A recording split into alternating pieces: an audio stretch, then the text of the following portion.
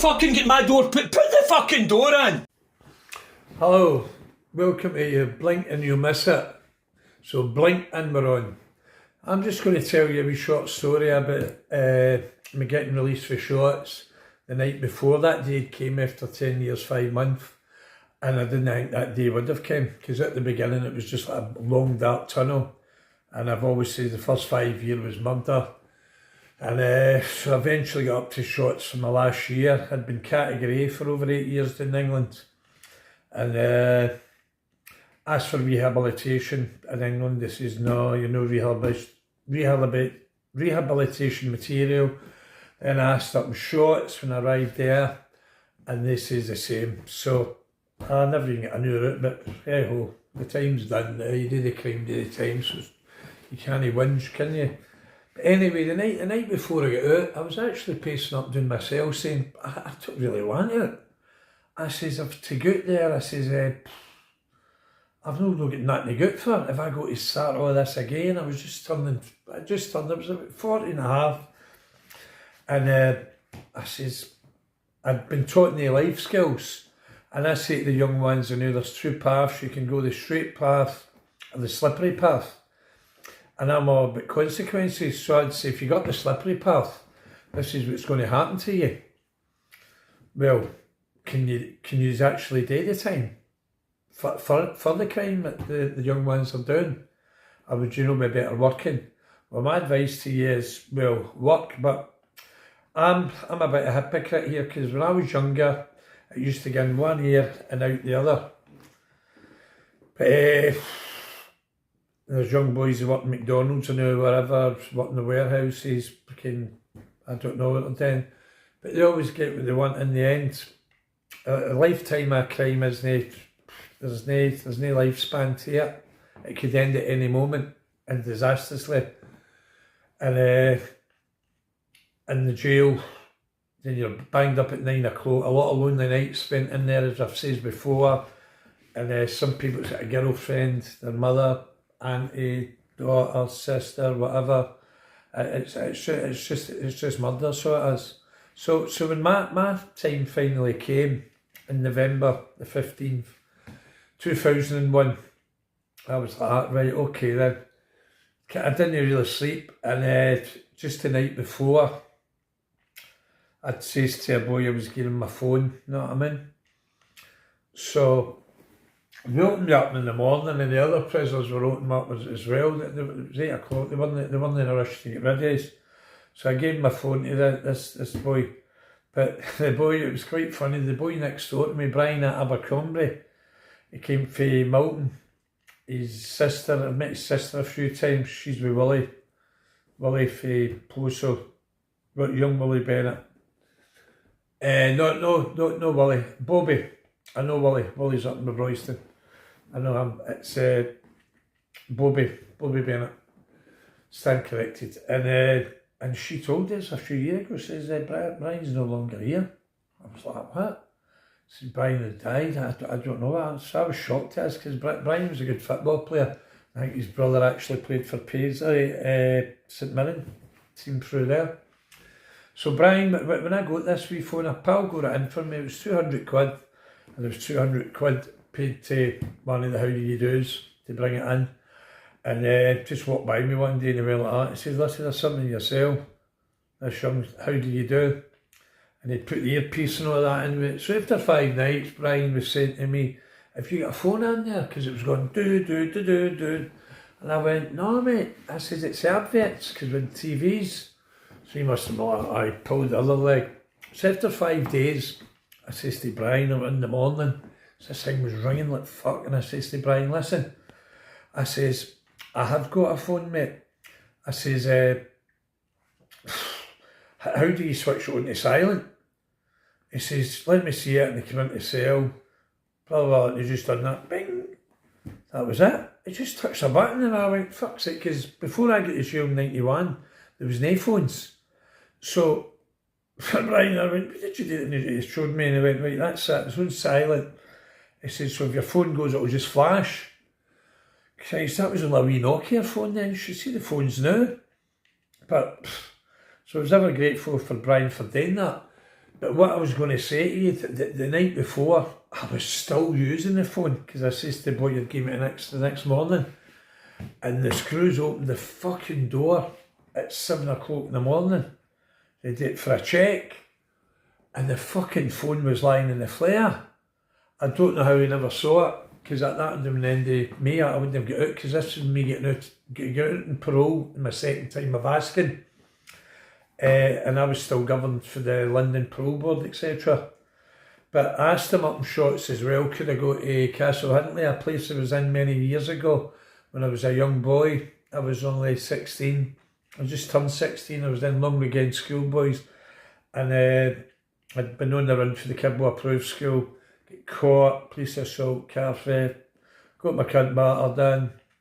They says I battered them, so they get the usual 2 weeks compensation and holiday to Tenerife through me getting that doing. The usual back then, but it was bad in the 60s, 70s. But this was back in 77 when I got Bostow. But in Bostow then, I was in Alicali, which was the allocation centre for 6 weeks. I described that in my book about doing bunny hops. You opened up at 7 in the morning or 6 in the morning.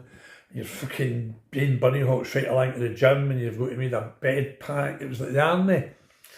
But and when you went to see the governor or anything, the screws actually grabbed you and just fucking two of them would run you right into the office. Anybody that's been in Boston know that. They were fucking, and they didn't wear uniforms, they wore suits. Because when I first arrived there, I says that in the book as well. I says, I thought it was the CID. Because they need these 2 or 3 screws in reception, but it turns out they all wear suits in it.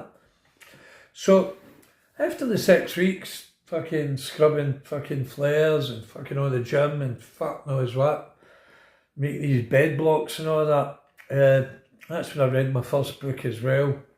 It was Papillon. I went in front of the allocation board. They says, right, you're still a young boy, we're going to send you to Castle Hintley. So, Castle Hintley was a place, a Bostow.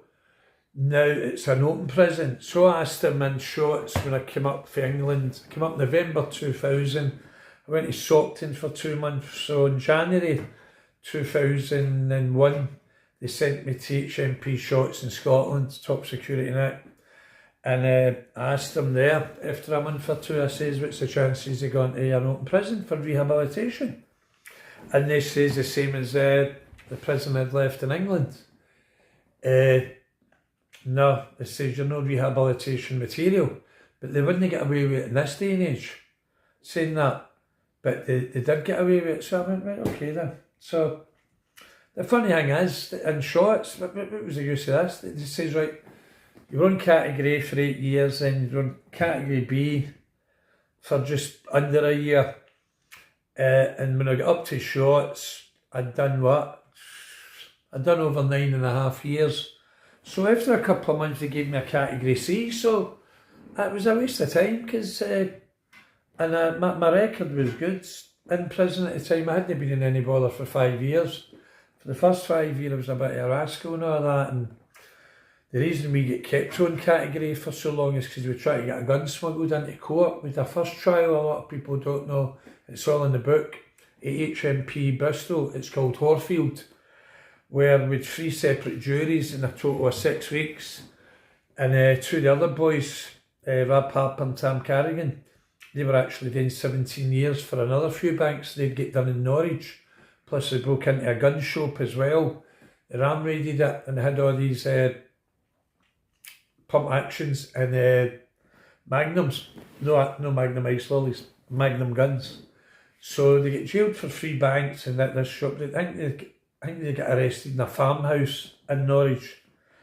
They actually left Torquay to no do the job, and they still get convicted, by the way. When we went to the Old Bailey, Tam and Rab, the judge could see that they'd left, and he gave them 16 years and 16 years concurrent. This was just 3 months after their trial at Norwich Crown Court. So they were quite lucky. And but around about that time as well, I'd had a promise in Berlin, don't do this, don't do that. I had for the ex, Daryl's mum, and I'd get noised up with the chewing gum gang for Springburn, and they were noising me up. No for Springburn, I'm not saying the chewing gum gang for Springburn. The chewing gum gang for Cumbernauld, the how do you do's. That's what I called them. They're jail terror. I put jail in my hair, but they had the chewing gum and all that and swaggering about the Wendy house. And but one time, because I was on this promise, I'd says to her at the visit, I says, right, okay, this is because I'm going to do one of them in. She's like, Gary, and it's like, aye, do it. But I says, right, okay then. I says, I won't. She says, I'll stand by you for the next 10 years. So I get back to the Wendy house and I went, the next 10 years? How long is that? How long I'm going to be in? So I was like pacing up and down the Wendy, and these cunts were fucking. They were taking the cunt out of me in this Wendy house. First time in this, as I've already explained in some of the videos and in the book, in Berlin, it's been like this for years. You get banged up between you get banged up at 5 o'clock on a Saturday and a Sunday. Everybody. So I was an escape risk and I was in the Wendy house. I was waiting to go up to Edinburgh High Court for the possession of the gun in the Chinese. This was back in June 1991, and I'd been caught sitting in a Chinese restaurant. Everybody knows the story. I've told it a few times, more than a few times. And it was undercover police and I got caught with a gun. So instead of taking me to Torquay for this alleged bank robbery, which I told them I knew nothing about, they said, we're going to Glasgow Sheriff. I went, fuck, I'll get my cunt kicked in, which I did. They battered my cunt in, I get strangled to death in the Chinese. I get my cunt battered in the next night, Berlin with them all, the chewing gum and put it into Wendy. Big boy to help me out, big Carrie Calvin, he died last year. Carrie, big shout as always when I mention this story. You were the only guy that banged your door and they came up and battered your cunt in. Big Carrie for Carlton Postal, his wife's Roseanne, and his young boy has turned out just like him. He's turned out a fine specimen, a guy, young Carrie. Yes, Carrie boy, say hello to you, mate, top guy. So, what happened? I'm bouncing all over the place, but that's what I usually do. I start off with something and got in different stories, but always come back. So, at the time of trying to get the gun smuggled in, the trial got abandoned after 6 weeks because we had 3 separate juries, as I mentioned, and we were trying to get a gun smuggled in. That got foiled. The police got told in Glasgow, and they informed the Avon and Somerset police that was down there at the time. And we went to court this day, and they were acting as if nothing was normal. Then all of a sudden they came into this. We were on this big holding cell. They came in, took each of us out one at a time, strip search us, but they wouldn't say nothing about this gun and all that, you know what I mean? But everybody in the court was also, we get took into court, and all the QCs, we had 6 QCs, there was 6 of there, and all the QCs were under a undertaking not to say a word this alleged plot, and there was 2 prosecuting counsel against us. So it was a Judge Nigel Butterfield, I believe he's a sir now, or a recorder. He was a judge at the time. This was October 92, and Rangers, my team, were on a good run. I think they get through to the semi-finals of the European Cup. I remember that. I remember the same year Johnny Boy Steele's book came out, Bird That Never Flew. So there you go, Johnny Boy. Big shout out for your book, and it's just been republished as well, mate. So everybody read that. It was a cracking read then 30 years ago, and it's still a cracking read. Johnny goes in deep about his time, and Peter Heed and all that. They called him the Mole. He was always trying to escape. Him and young Joe. And no forgetting Jim. He's an escape artist as well, for Berlin. So there you go, the Steel Boys. Big shout out. So at Bristol Crown Court, one of our QCs was told, listen, between the 6 of them, they were all gathered up and they were told by one of the prosecution team that, listen, there's an undertaking, we can tell one of you why this trial, it's going to get abandoned shortly, we're all going to get into court. So one of the QCs, I'm not so sure who it was either Tam or Rab's QC, I think it was Tam's.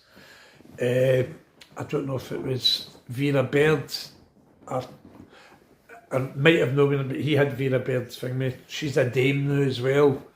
And I don't think it was her, but I think it was somebody else's QC stepped forward and says, okay then. So he went into the judge's chambers and he was given this undertaking along with the two prosecuting. They were two QCs against us and the judge. And it was only them in that room was told why this case was being abandoned today after 6 weeks and 3 trials. And the screws in screws in Bristol. Oh, every time we went back to court, they used to go like that. What's happened? We went, oh, it's another jury. They're like, for fuck's sake, another jury have got these fucking animals for another 6 weeks. Or for how long it was going to be. But this is 3 times we've done that, then the case. So we all get took into court and they asked us all to be handcuffed. And at that motion, I think that was granted. All handcuffed in the dock. And the judge, Nigel Butterworth, he's called Sir now, whatever. One of the prosecution team stood up and said, right, listen, no, I've got this entirely all wrong. This is how it's unscripted, you know what I say. Nigel Butterworth wasn't a judge. Nigel Butterworth was the top QC prosecuting our case and he had an understudy, he was a QC.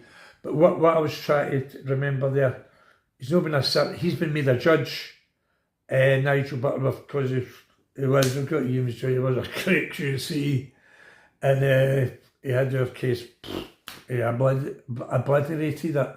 So he's became a judge and that's what I was reading. So he stood up and he says to the judge, go in motion for this case to be deserted.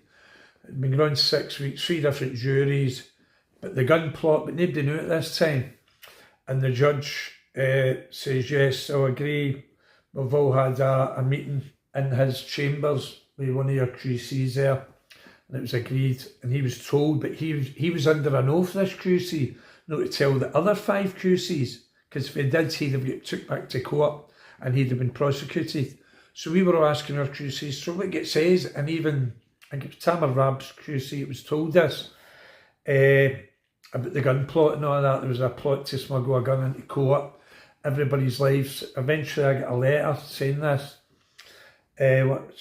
Somebody wrote to the Bar Council and the letter got issued to Tam Carrigan, and then we all get a copy of the Tam's letter. And it says that, in effect, the 6 defendants at this present time may have a gun in the chambers or in the thing we building the Bristol Crown Court. It was an old building. We believe that not only is the judge's life's in danger, the prosecution, even their own defence lawyers, clerks, everybody in Bristol Crown Court, the prison officers, all their lives are in danger. So they never told us anything, but there was armed police all about the place, you know what I mean? And they actually thought we had the gun, but there was no gun smuggled in. I say all this in my book, about this carry on.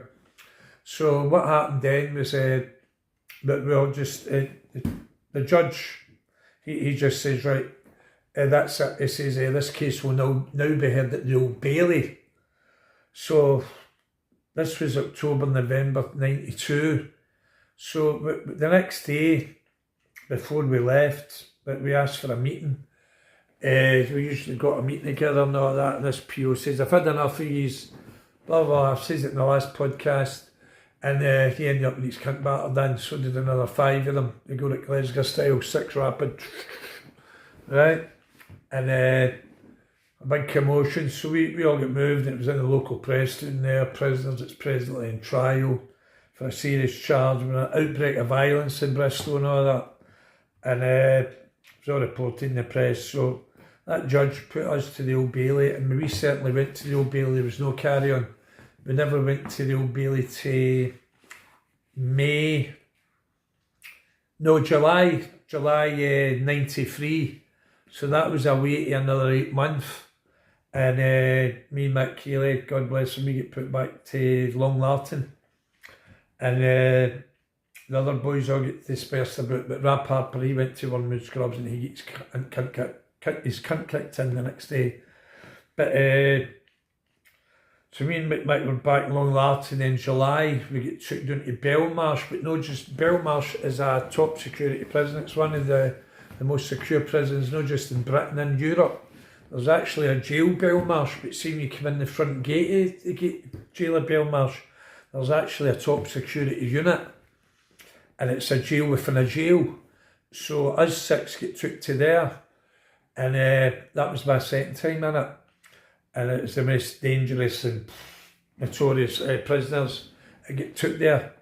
And your visitors more or less get took up to the visit bit inside the jail within a jail, more or less in a golf cart. And the searches you go before you go for the visit is unbelievable. But so I was in there, we'll get put in there. We were in there for just over 5 weeks, nearly 6 weeks, because this trial at the Old Bailey started in July.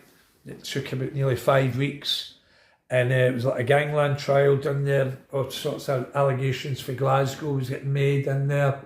That was Mick. Mick was running his own defence. Mick Healy, that is. Mick sacked his QC, and he just ran his own defence. And then the Judas came in. The Judas came in, yes. Mr. Loban came in himself.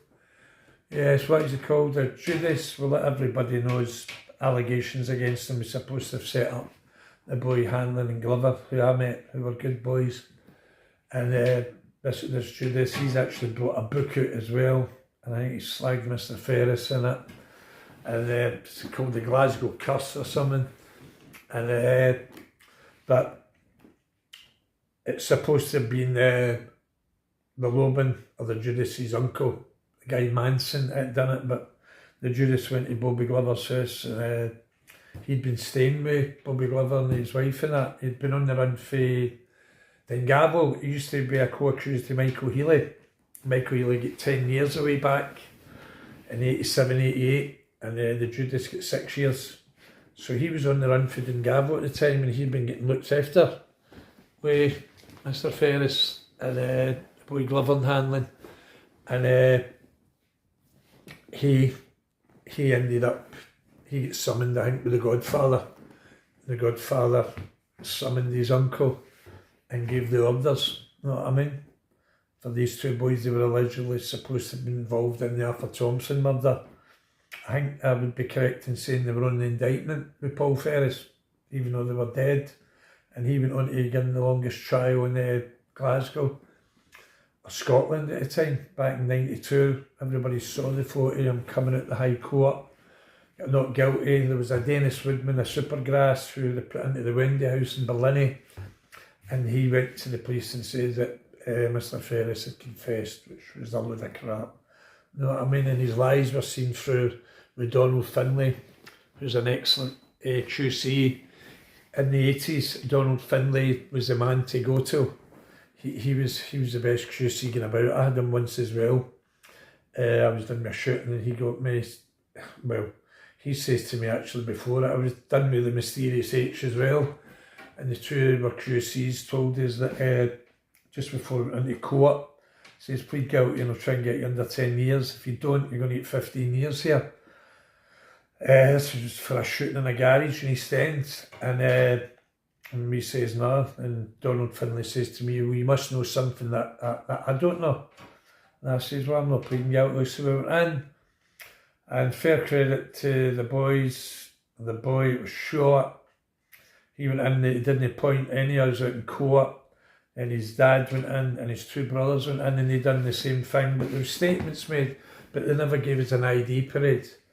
And so the prosecution ended up throwing the tool in after 4 witnesses, 5 witnesses, and Donald Finlay was amazed, and I think it was Lord Turnbull that the Mysterious H had as his QC, because he'd said the same thing to him as well. So what happened is the judge told the jury to retire. He wanted to speak to the prosecution in private. And so the jury were took out, and the prosecution mirrors told the judge we're throwing the tool in. So the thing was summoned back the jury at Glasgow High Court. I think this was January, February 1988. And the judge says to the jury, says these men have been formally acquitted, not guilty, not guilty, not guilty. And we're told we're free to leave the dock. So I tried to leave the dock, and the prison officers for Berlin at the time, you never had Group 4 and all that, it was the prison officers that used to take you down in a bus, a van and that. And they says to me, where are you going? And I says, what does it look like? You heard the judge, not guilty. He says, wait a minute, Ian. He says, you're on a petition as well for assaulting three prison officers in Berlin. I went, all right, I forgot about that. But anyway, off I went back to Berlin. It was just after the riot, and it was good then. And then I must say it was good, but Berlin wasn't too bad. The screws all got a bit of a wake-up call. So for the first year after the riot, second year after the riot, it was all relaxed. Everybody was running about Sea Hall. And after I'd done my wee stint in the Wendy house for assaulting these three prison officers, I went to D Hall, where there was remand prisoners as well, and I was banged up with a few guys, and these guys were good guys, and we were just having a puff every day. And this would have been just after 88, just after the trial, getting not guilty. So I'm banged up for the three prison officers, and the petition gets dropped to a summary. But while I'm getting opened up every day to go out, they let you out every day in Berlin at this time. Everybody was actually running through from C Hall to D Hall. People know it. There was a guy in the time, Danny Graham for Govan. If you're about Danny, how you doing? Danny, everybody get locked up this night, and the visits were taking place in the gym instead of the main visit area because it was getting done up. And while I was in, that was beginning 1988, we all get banged up, and they kept saying, the number check's wrong, the number check's wrong. Yeah, it was wrong, because young Danny boy had managed to get out the hall because it was that relaxed in Berlin. And he'd had a tracksuit, and when the visitors came along to get out the main gate, Danny just walked behind them, and they let him out. And Danny was... I think he'd just been sentenced to 10 years, and he was waiting to get 10 years for an armed robbery. But unfortunately, Danny and his brother and somebody else, a few months later, the security company at Surrey Ibrox, I don't know if it's Group 4 or whatever, but it's near the park anyway. Danny and I had a plot, and they found a security guy. They went to his house, they kidnapped a guy, and they took him up the high flats in Govan. And they told him, they says, right, you see anything about your family or that? They says that they're all going to get done in, all that carry on. And I think somebody was sitting with the family. I think they took all the family up to the high flats in Govan, I'm not too sure. But anyway, this driver went to work, and he was told to go to the graveyard. I think it was Craigton Cemetery. And he was told to, once he came out and the van was full of money, I think it was about £1 million or maybe just less. He was told to go to this cemetery, and Danny and the boys were waiting. And but when the guys went to work, the security guards, they asked, was he all right? And they went, aye. And I think one of the people that worked in there says to him, the guy at the gate or whatever, the supervisor says, you don't feel right? And he just blubbed out. He went, me and my family's all been took hostage. And I don't know where they've been took to, he says, but I'm supposed to drive to the graveyard. So they get in touch with the police, the serious crime squad get involved. So what happened is they turned up to the graveyard, and it was all the serious crime squad all gunned up in the back of the security van, and Danny and his pal turned up. Somebody else was watching the family up the high flats, and they all jumped out with guns. So that was him arrested. So he got 18 years for that, so he did. And they found the family up in the flats, the one they harmed. But Danny escaped from Berlin, that's how he walked out, that's how I mentioned that time. But at that time I was sitting with the same guys all the time. There was forays every day, and all we did was smoke hash. And I was just so glad that I got away with this shooting, that I mean, because I would have got 10 year, 12 year, maybe even 15 year. So, and I'd only done up to 18 months. So what happened then was, as I say, I was sitting with these four guys. One of them was Martin McCann. He was a biker. I think he was in the Blue Angels. You still there, Martin? How you doing? He came from Galloway Street, up near where I had the pub. One of the other ones was young Bernie for Castlemilk, Bernie McQueen, who used to have the pub up there. He was in for 2 shootings. He was in for shooting 2 brothers outside Oasis. And the final guy was, who else but the Jerry Carbon. He later became known as Cyclops, but Jerry was a cool customer. That was Big Carrie's brother. And I knew Kenny as well. I didn't know the other 2 brothers well. So I certainly knew Carrie, he was a pal. Kenny knew him well, I knew Jerry well. So Jerry, honest to God, he could have been an actor, or he could have been anything. He was I heard he was very fluent when he moved to Spain. He learned 4 languages. So Bernie used to say to us, before he was be puffing every day, the screws would just come in and go like that. Look lads, open the windows, let the smoke out. That's how relaxed it was then. See, they just had the fucking clamp down. Now it's everybody's out 6 at a time and all that. And it's been like that for years, so it's a horrible place, that Ballinney, and the routine and all that. But back then, as I say, it was anarchy. You just have to riot. I'd been down there with a fucking banner saying Slasher Gallagher is an animal. I just wish I'd been in Ballinney and up on that roof, because we were up in the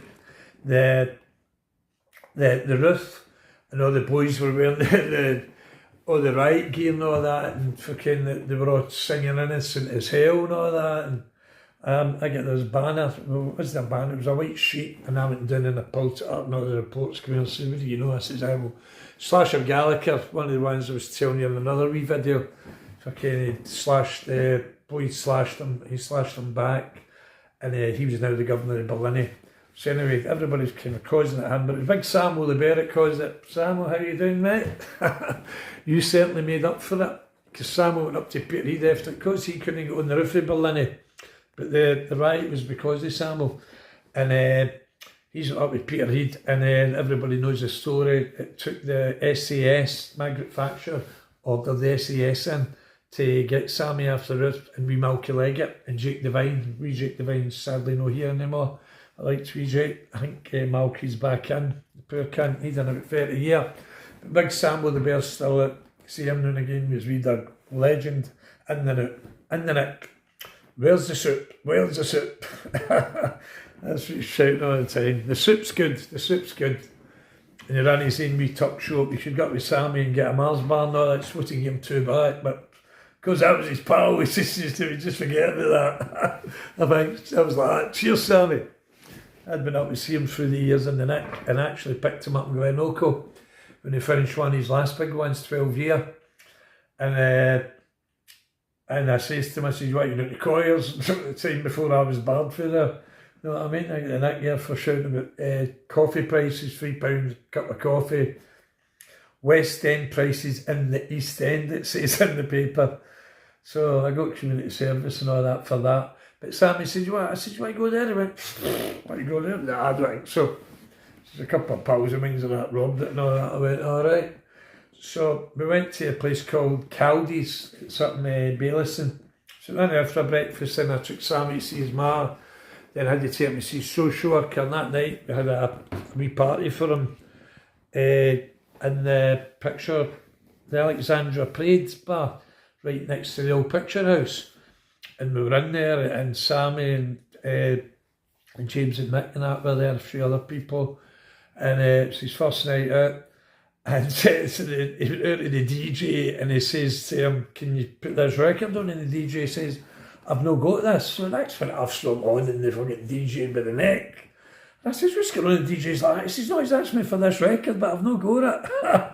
I says, what record is it? He went, Things Can Only Get Better. I went, fucking hell.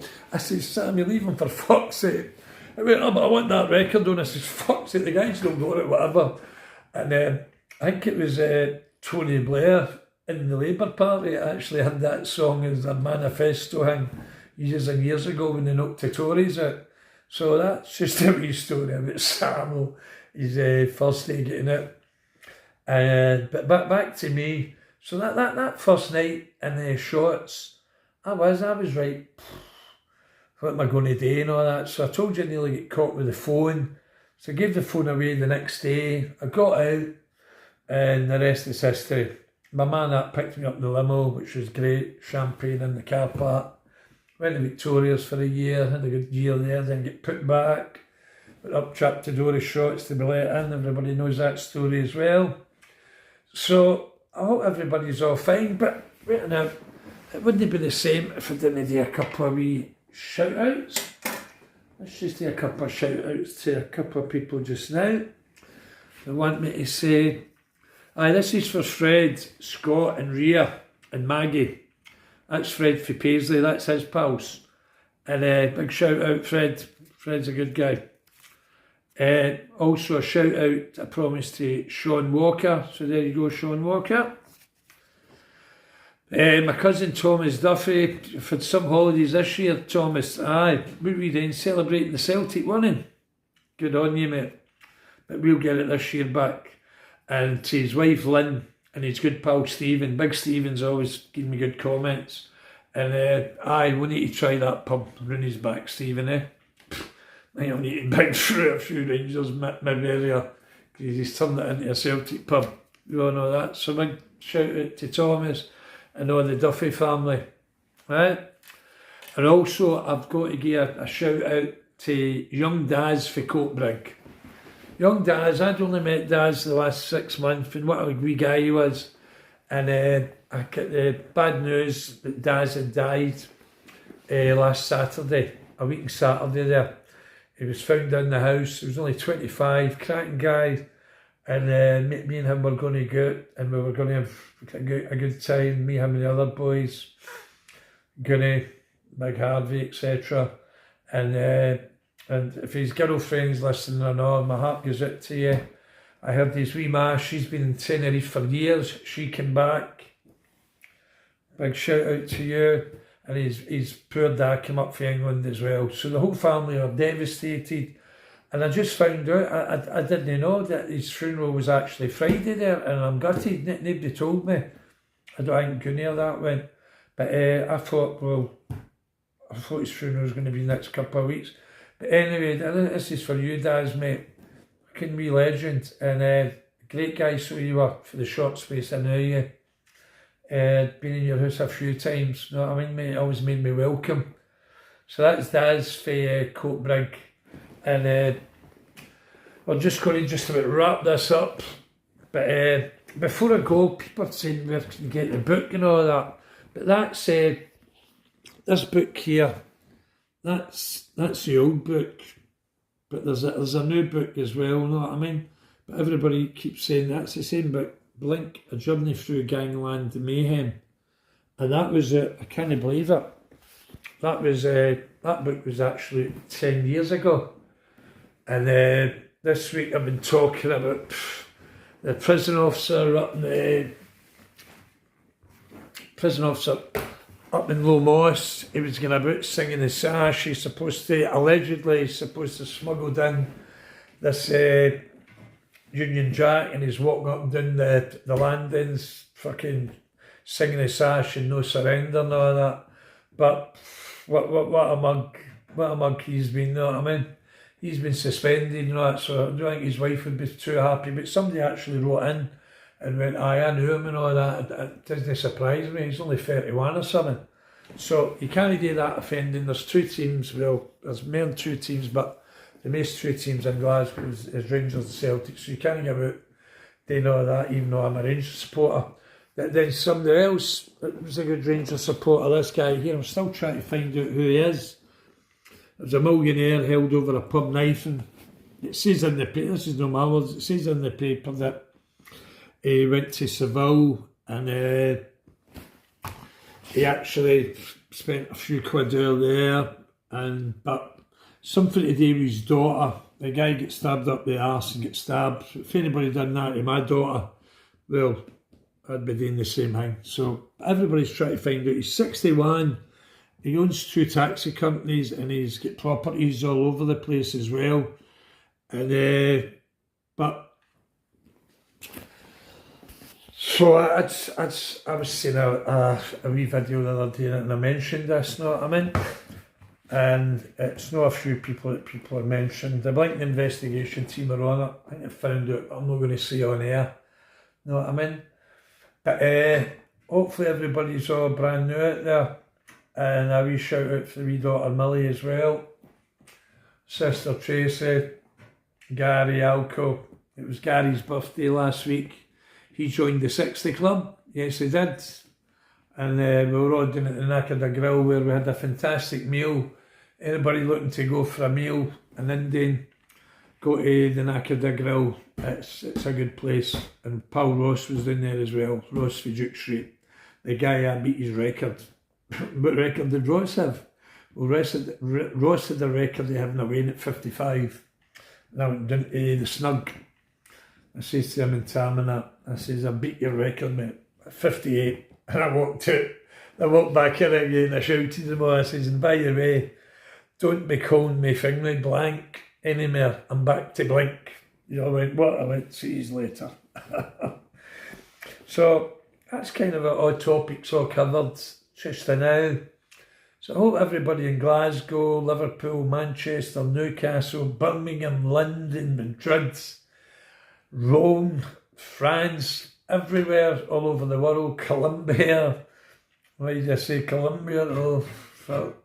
But and all the young ones as well, don't follow Ian's path. Try and go up that straight path and you can do it. So it's over now if you blink and you'll miss it. And hopefully talk to you soon. Okay, bye.